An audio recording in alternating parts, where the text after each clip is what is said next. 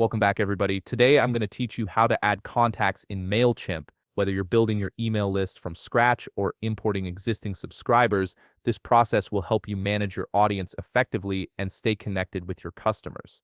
First, open your browser and navigate to Mailchimp.com. Once you're on the homepage, log into your account using your credentials.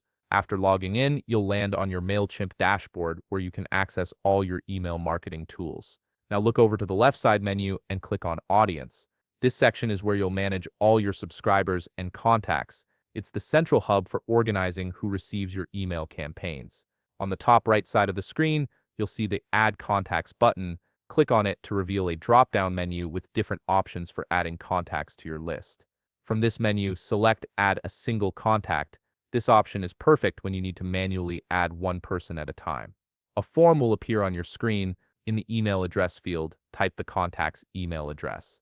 This is the only required field, but I recommend filling in additional details like first name and last name if you have that information available. Adding these details helps personalize your future email campaigns and makes your communications feel more genuine. Before you proceed, you'll need to check the box confirming that this contact gave permission to receive emails from you.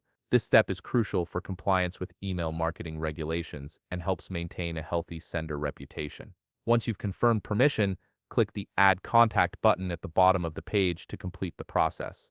If you need to add multiple contacts at once, click Add Contacts again, but this time select Import Contacts from the drop-down.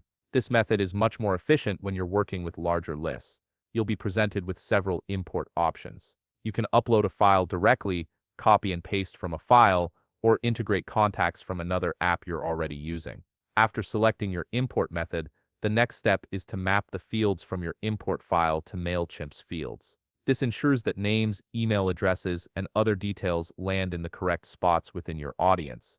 Set the email marketing status for these contacts, then click Finalize Import to complete the bulk addition.